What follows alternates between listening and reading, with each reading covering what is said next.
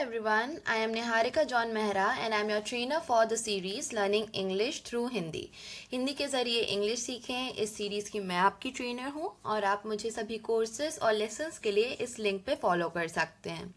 आज हम हमारे इंटरमीडिएट लेवल का फर्स्ट लेसन स्टडी करने वाले हैं which is all about propositions. Different propositions का मीनिंग क्या होता है, क्यों यूज़ होते हैं, वो हम स्टडी करेंगे।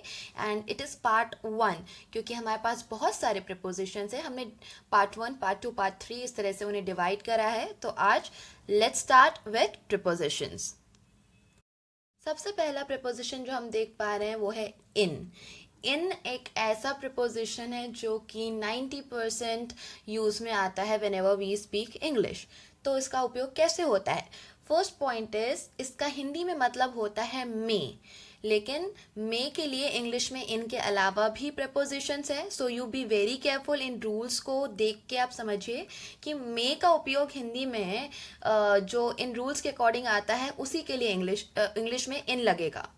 पहला पॉइंट है, जब हिंदी में मे आए हमारे सेंटेंस में और जब कोई वस्तु किसी अन्य वस्तु के अंदर हो, कोई चीज़ कंप्लीटली किसी चीज़ के अंदर हो। Example, clothes are in the suitcase, कपड़े सूटकेस में हैं।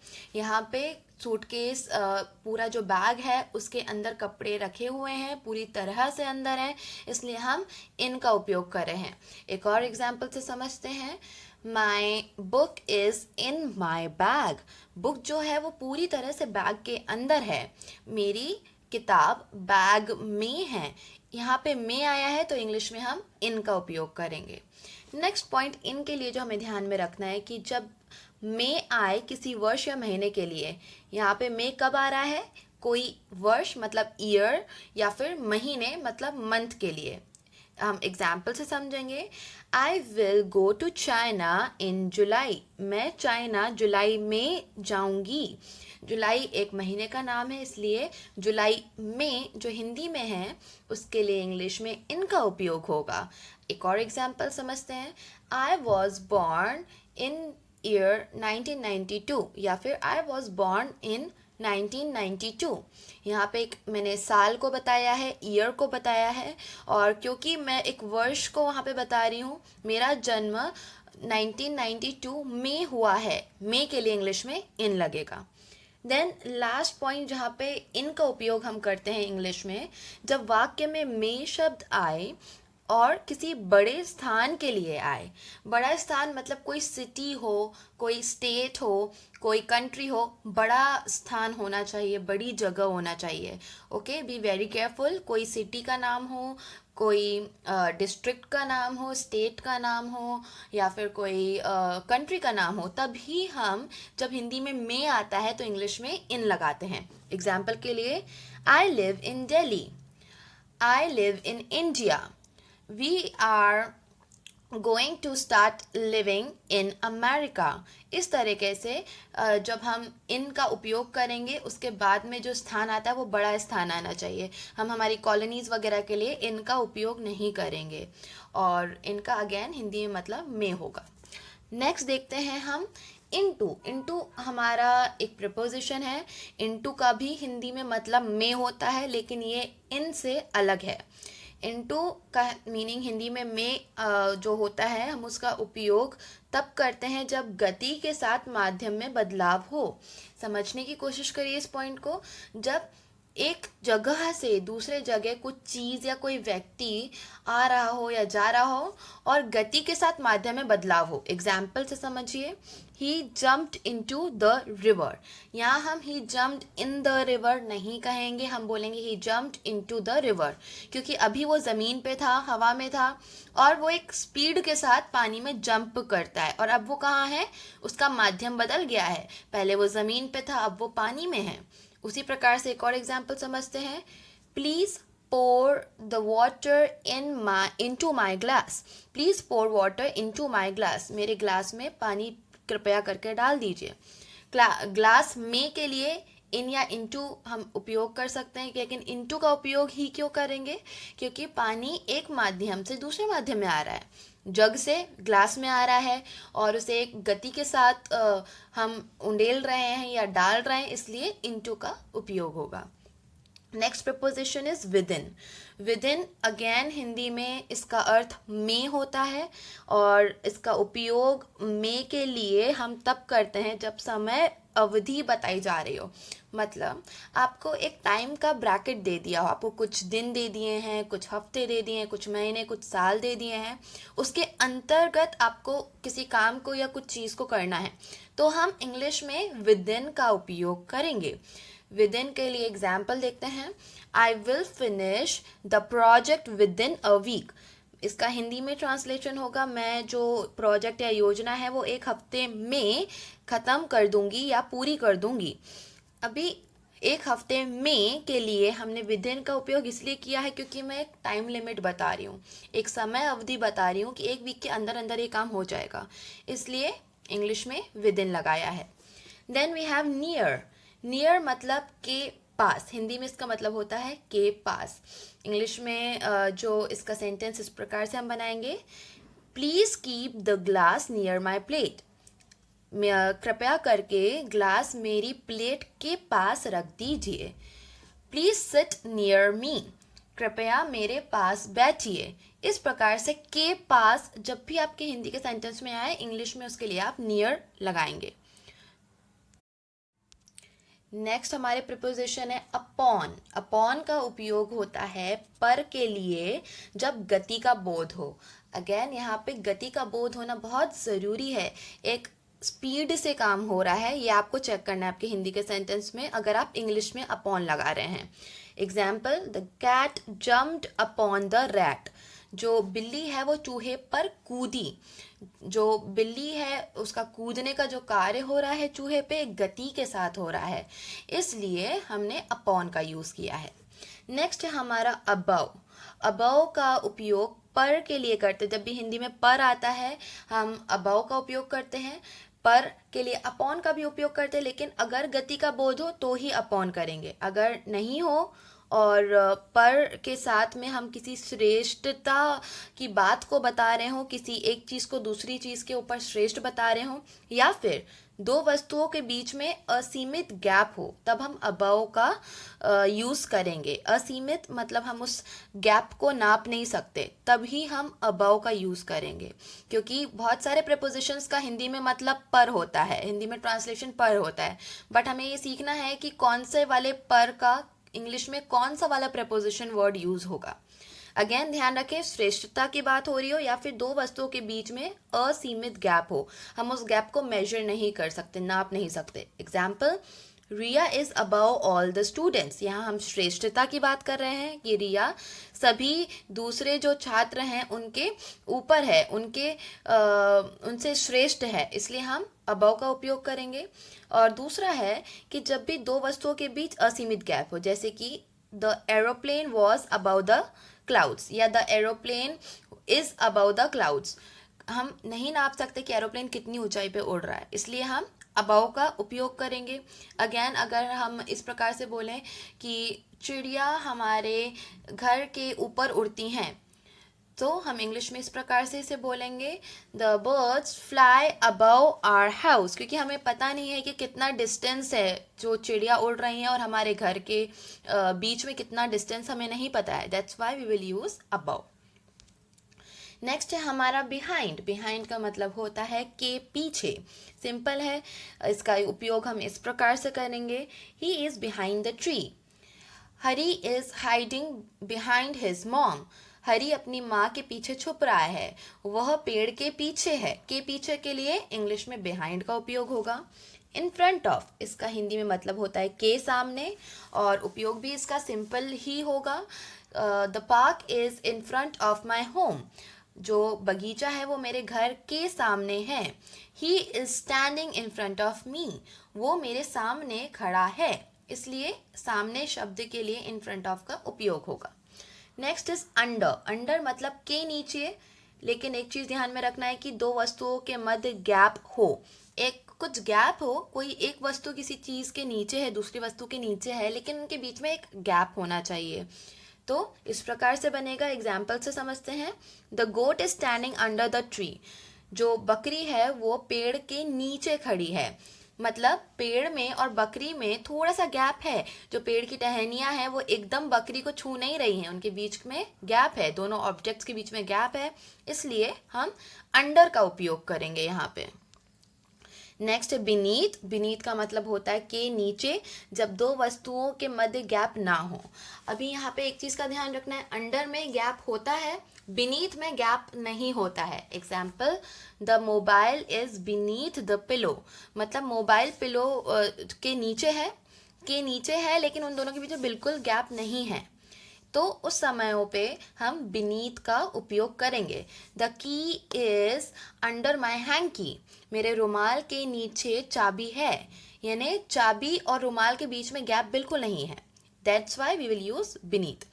हमारा नेक्स्ट है बिसाइड। बिसाइड मतलब के बाजू में, लेफ्ट साइड या राइट साइड किसी चीज़ के कुछ रखा हो या किसी व्यक्ति के बाजू में कोई खड़ा हो। इस प्रकार से लिखेंगे, हिमांशु सिट्स बिसाइड मी, मतलब हिमांशु मेरे बाजू में बैठता है। ध्यान दें, शब्द है बिसाइड, बिसाइड्स नहीं है। बिसाइड और बिसाइड्स अलग अलग शब्द होते हैं, अलग अलग प्रपोजिशंस होते हैं। तो बिसाइड्स का मतलब अगर एस लग जाता है तो उसका मतलब हो जाता है एक्सेप्ट, मतलब हिंदी में को छोड़कर। बिसाइड और बिसाइड्स में डिफरेंस है, अगेन याद रखें। Example, all came to the party besides Reema, Reema को छोड़कर सभी लोग पार्टी में आए, इसलिए हमने बिसाइड्स शब्द का उपयोग करा है, या हम इसे एक्सेप्ट भी बोल सकते हैं, एक्सेप्ट रीमा। और ये दोनों जो प्रपोजिशंस है, इसका हिंदी में मतलब होता है को छोड़कर। Next is between. बिटवीन में के लिए यूज होता है, लेकिन ऐसी स्थिति में जहाँ दो वस्तुओं के बीच में कुछ चीज़ हो या दो व्यक्तियों के बीच में बात करी जा रही हो। दैट मीन्स कि में का उपयोग करने के लिए बिटवीन, जब हम इंग्लिश में बिटवीन का उपयोग करते हैं एज अ प्रपोजिशन, हिंदी में आएगा और दो वस्तुओं के बीच में वो वस्तु या व्यक्ति रहेगा। Example, the match was between red team and blue team, red team और ब्लू टीम के बीच में मैच था। इस प्रकार से बिटवीन का उपयोग होगा। टिल, टिल होता है तक के लिए, हिंदी में इसका मतलब होता है तक। मैं इसका एग्जाम्पल से हम समझेंगे, आई वर्क टिल 2 AM, मैं 2 बजे तक काम करती हूँ, 2 बजे तक। इस प्रकार से हम टिल का उपयोग करते हैं एज अ प्रिपोजिशन इंग्लिश के सेंटेंस में, जब हिंदी में तक शब्द का उपयोग होता है। So that was it for today's class. Work hard and think big. Thank you everyone. Please don't forget to rate, review and recommend. Hello everyone, I am Niharika John Mehra and I am your trainer for the series Learning English through Hindi. सभी courses और lessons के लिए English through Hindi के आप मुझे इस link पे follow कर सकते हैं। हमारा जो करंट कोर्स है वो है learning English through Hindi intermediate level and we will do today prepositions part 2। Let's get started. तो अगेन हमारे पास एक ऐसा प्रपोजिशन है ऑन, जो कि बहुत बहुत ज़्यादा यूज़ होता है इंग्लिश स्पीकिंग में। कब कब इसका यूज़ होता है?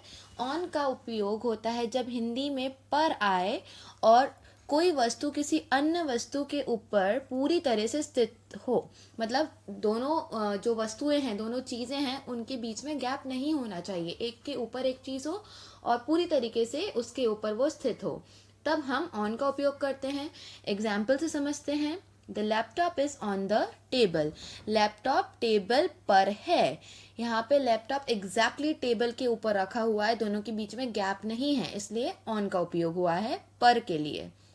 नेक्स्ट, ऑन का उपयोग को के लिए होता है जब वाक्य में दिन मतलब डेज या फिर दिनांक मतलब डेट आए। दिन संडे, मंडे, ट्यूसडे, वेंसडे, या फिर डेट जो है फर्स्ट, सेकेंड, थर्ड, फोर्थ, इस प्रकार से जब भी आते हैं हिंदी के वाक्य में और इसके पहले को आता है तो हम ऑन का उपयोग करते हैं। Example, I will visit you on Sunday, मैं तुमसे रविवार को मिलूंगा या मिलूंगी। रविवार को के लिए ऑन संडे आया है। Next, I was born on 11th, मेरा जन्म 11 तारीख को या 11 को हुआ था, इसलिए ऑन 11 क्योंकि वो एक दिनांक है और हिंदी में को आ रहा है। नेक्स्ट, जब भी पर शब्द टाइम के पहले आए, अर्थात हिंदी में हम समय पर आना, समय पर खाना, समय पर पढ़ाई करना, इस तरीके से कुछ बोल रहे हो समय पर, तो इंग्लिश में वो ऑन टाइम बन जाता है। टाइम शब्द के पहले ऑन लगाते हैं। Example, you should eat on time, तुम्हें टाइम से या समय पर खाना खाना चाहिए। अगर हम एक और एग्जाम्पल लेके देखते हैं, you should sleep on time, तुम्हें समय पर सोना चाहिए। तो हम समय के ऊपर नहीं सो रहे हैं, लेकिन हम यहाँ पे समय के साथ में पर का उपयोग इसलिए कर रहे हैं कि एक पर्टिकुलर टाइम को डिफाइन कर सके, एक पर्टिकुलर टाइम को बता सके, इसलिए ऑन टाइम, समय पर के लिए ऑन टाइम का उपयोग होगा। देन लास्ट, किसी यंत्र को चालू करने के लिए, कोई भी गैजेट हो, कोई भी यंत्र हो, जब भी उसे चालू करना है तो हम उसे स्विच ऑन या स्विच्ड ऑन, जो हमारे सेंटेंस में है उसे प्रयोग करके हम अपना सेंटेंस फ्रेम करेंगे। Example, please switch on the fan, कृपया फैन चालू कर दीजिए। She switched on the washing machine, उसने जो वॉशिंग मशीन है उसे चालू कर दी थी। इस प्रकार से स्विच या स्विच्ड आपका टेंस बताएगा, लेकिन उसके बाद ऑन का मतलब चालू करने के रिस्पेक्ट में होता है। नेक्स्ट हमारे प्रीपोजिशंस हैं ऑफ। ओ डबल एफ वाला ऑफ, ओ एफ वाला ऑफ अलग होता है, ये ओ डबल एफ वाला ऑफ है, प्रोनाउंसिएशन सेम होते हैं। जब भी कोई यंत्र को बंद करना हो तो हम ऑफ का उपयोग स्विच या फिर स्विच्ड के साथ में लगाते हैं। Like, she switched off AC, उसने एसी बंद कर दिया। Can you please switch off the light, क्या तुम कृपया लाइट बंद कर सकते हो, इसलिए ऑफ का उपयोग इस प्रकार से होगा और ओ डबल एफ वाले ऑफ का उपयोग होगा। देन अगर कोई वस्तु झटके से किसी वस्तु से अलग हो जाए तो भी हम ऑफ का उपयोग करते हैं। जैसे एग्जाम्पल हमने लिया है, the cat jumped off the wall, बिल्ली जो है वो एकदम से यहाँ वॉल से अलग हो रही है, जंप कर रही है, और अभी वो वॉल पे थी, एक नेक्स्ट सेकेंड वो ज़मीन पे है या फिर ग्राउंड पे है, इसलिए झटके से अलग होने के केस में भी हम ऑफ का उपयोग करेंगे। टू का उपयोग होता है जब हिंदी में से आए और किसी से कोई और पर्सन या कोई और व्यक्ति बात कर रहा हो। जब दो लोग बात कर रहे होते हैं, एक व्यक्ति किसी और व्यक्ति से बात कर रहा होता है, तो हम टू का उपयोग करते हैं। Example, I am speaking to Mita, मैं मीता से बात कर रही हूँ।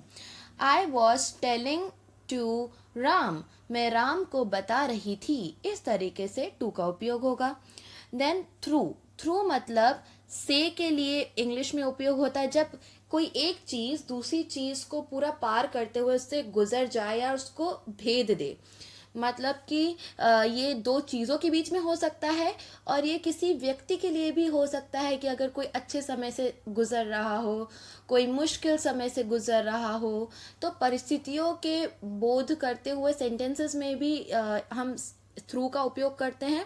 प्लस कोई एक चीज़ फिजिकली किसी चीज़ के अंदर घुसकर उसके बाहर निकल रही है तो भी हम थ्रू का उपयोग करते हैं। जैसे example, the arrow passed through his body, जो तीर उसके शरीर से होकर गुजरा या उसके शरीर को भेदते हुए गुजरा।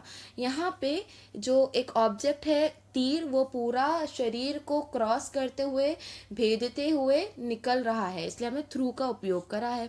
Next, he is going through tough time, वो कठिन समय से होकर जा रहा है। यहाँ पे फिजिकली कुछ नहीं हो रहा है, लेकिन वो जो समय जो उसका गुजर रहा है, मुश्किल समय से होकर गुजर रहा है, उसके लिए हमने थ्रू का उपयोग किया है।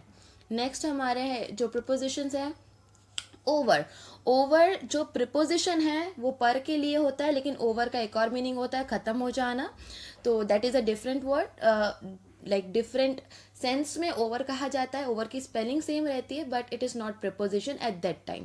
प्रिपोजिशन अगर ओवर का उपयोग करना है हिंदी में पर आएगा, और दो वस्तुओं के मध्य सीमित गैप होगा, मतलब वो गैप को हम नाप सकते हैं या इतना है कि अगर नापना चाहें तो उसे नापा जा सकता है।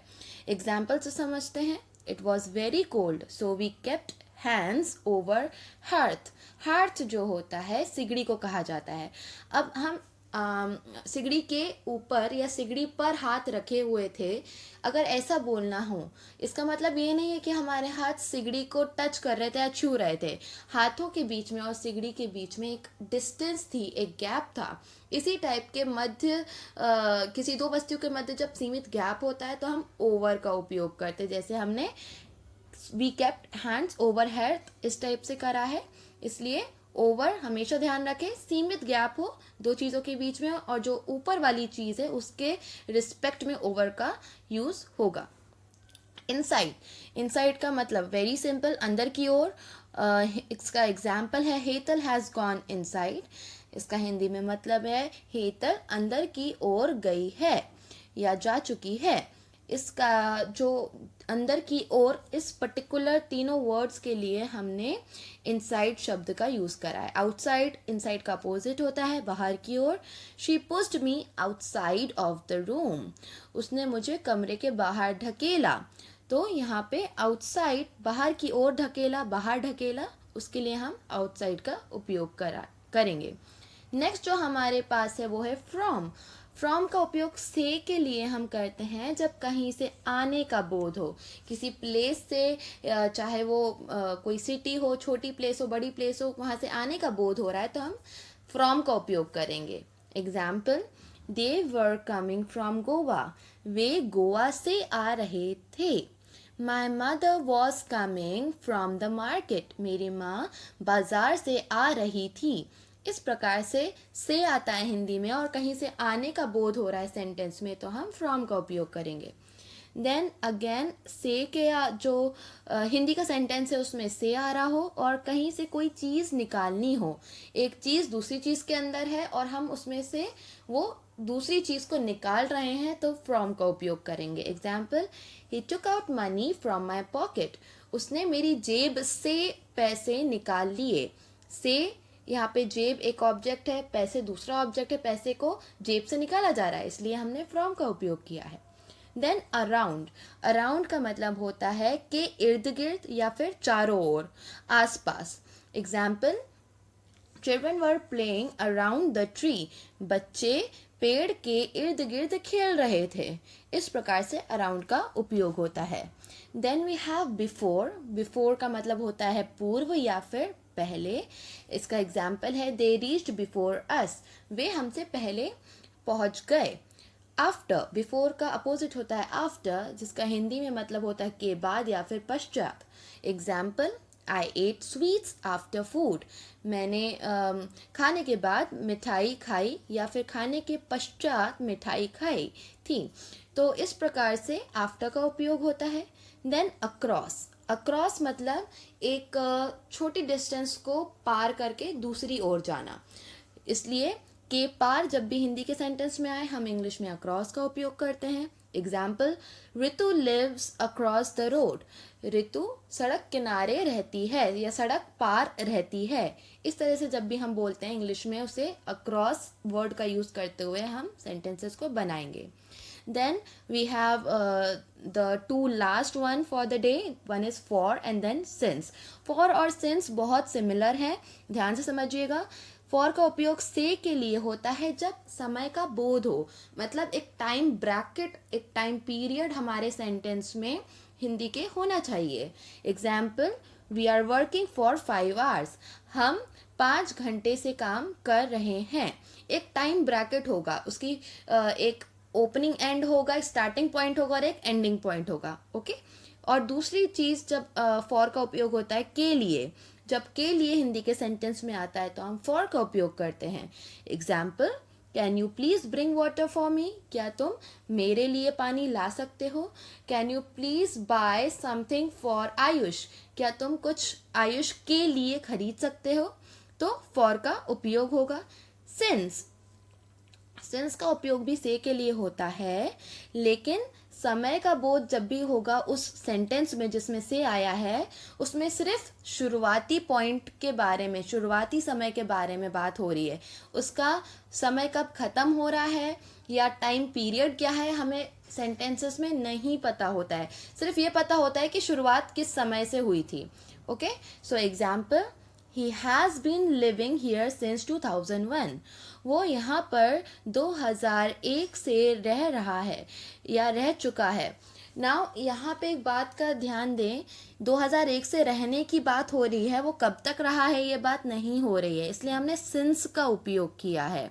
ओके. नाउ दूसरा जो पॉइंट है जहाँ सिंस के उपयोग हम करते हैं चूंकि के लिए, जब भी चूंकि शब्द हिंदी में आए तो हम सिंस का उपयोग करते हैं. Example, since it was raining I did not go to school. चूंकि वर्षा हो रही थी मैं स्कूल नहीं गई. तो कोई भी रीज़न होता है, हम जो हिंदी में चूंकि शब्द यूज़ करके देते हैं उस समय भी हम सिंस का उपयोग कर सकते हैं, लेकिन मोस्टली इसका उपयोग समय के लिए होता है, जब भी वाक्य में समय को बताया जा रहा हो और सिर्फ शुरुआती जो समय है वो पता हो हमें, उसका कब ख़त्म हुआ, कैसे ख़त्म हुआ, ये सब हमें नहीं पता होता है, तब हम सिंस का उपयोग करते हैं, अदरवाइज फॉर का उपयोग करते हैं.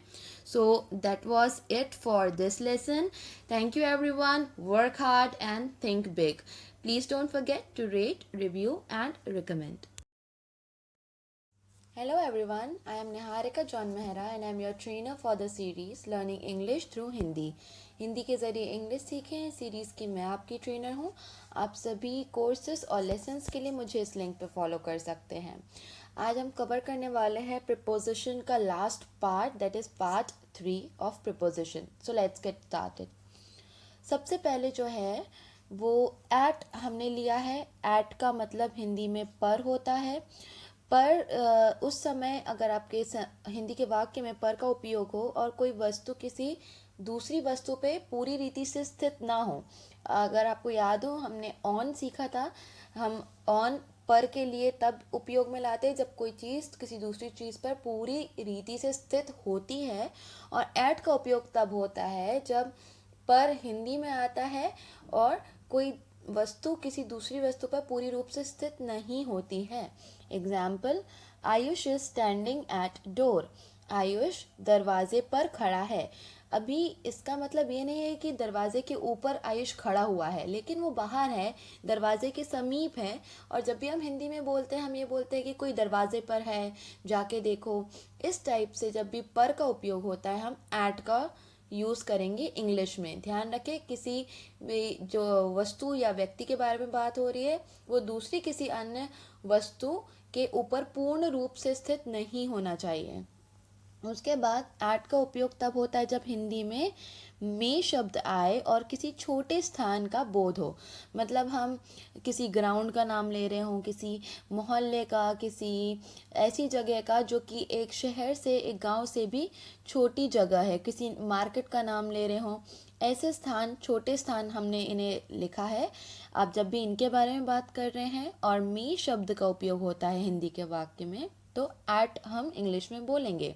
Example, she lives at Tilak Nagar. वो तिलक नगर में रहती है.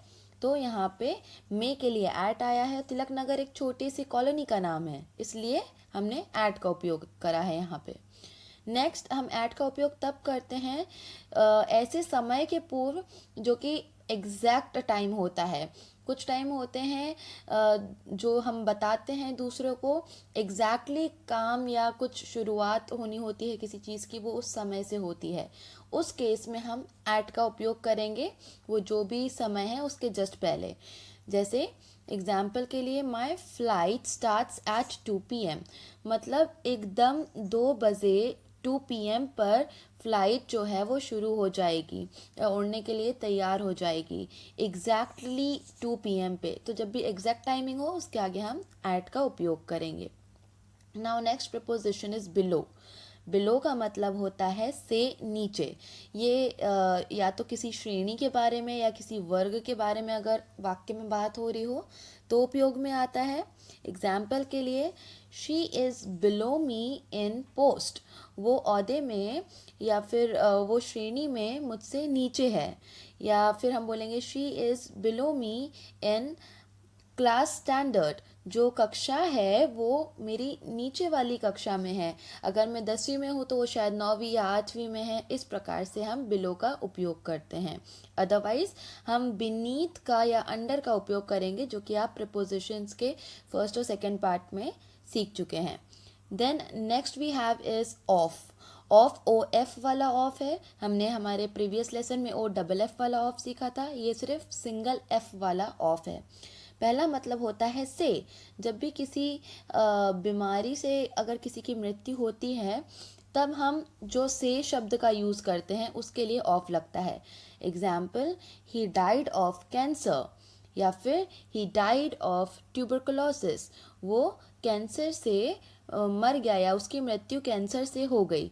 इस प्रकार से अगर आपका हिंदी का सेंटेंस है, इंग्लिश में उस बीमारी के पहले ऑफ लगेगा।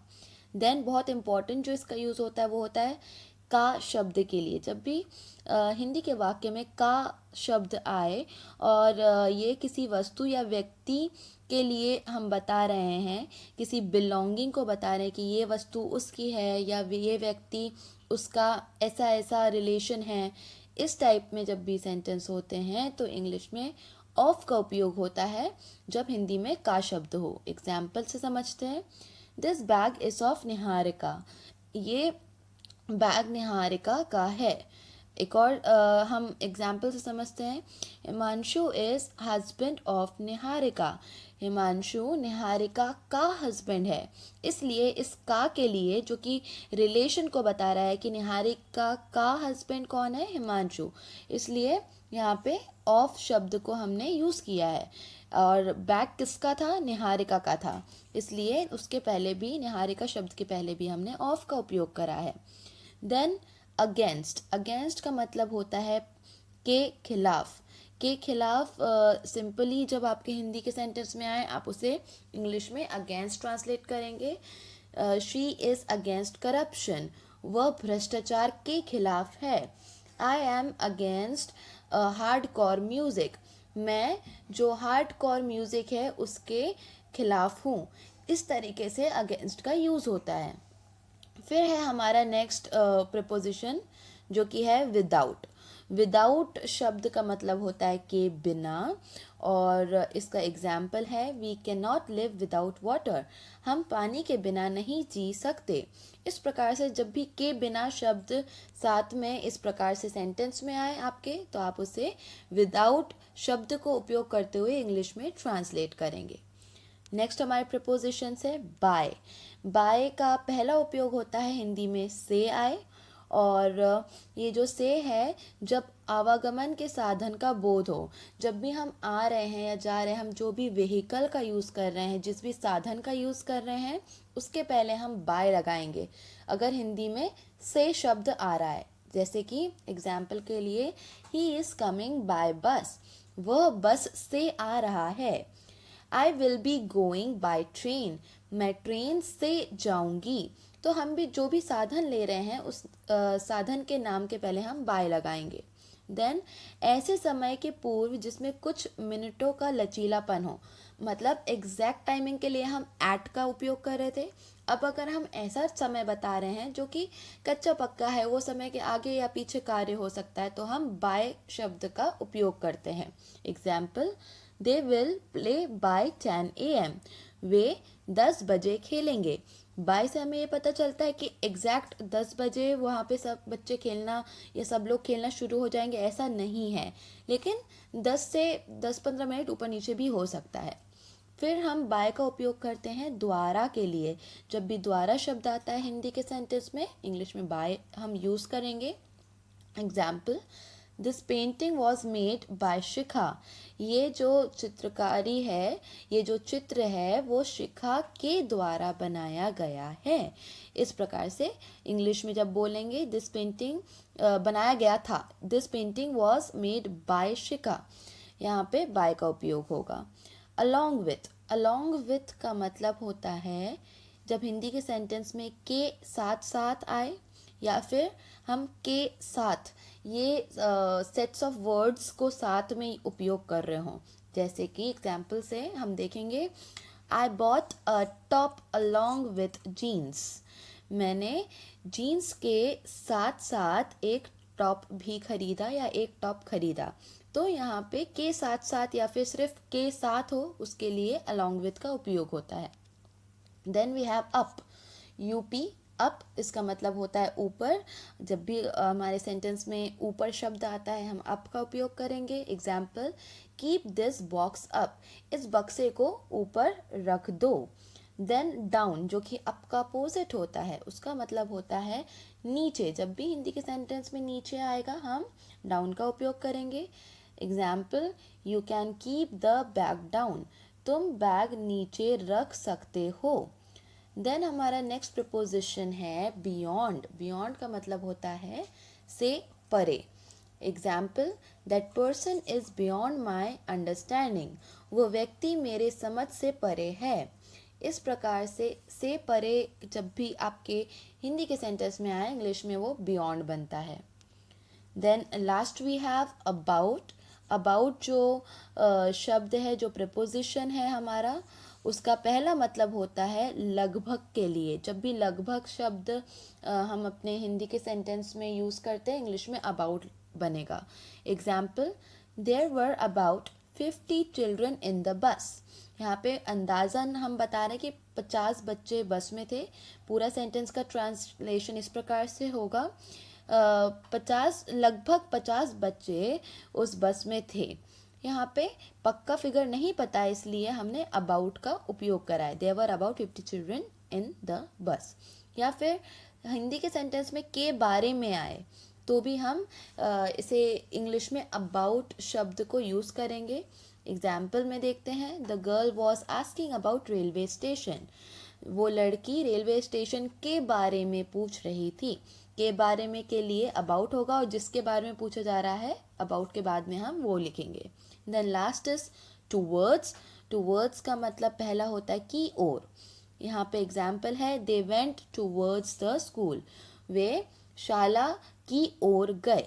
या और दूसरा मतलब होता है टूवर्ड्स का के प्रति। जब भी हिंदी के सेंटेंस में के प्रति आए हम टूवर्ड्स का उपयोग करेंगे इंग्लिश में। Example, we should be faithful towards our work, हमें अपने कार्य के प्रति विश्वास योग्य होना चाहिए। इस प्रकार से टूवर्ड्स का उपयोग होगा। So that was it. Work hard and think big. Thank you everyone. Please don't forget to rate, review and recommend.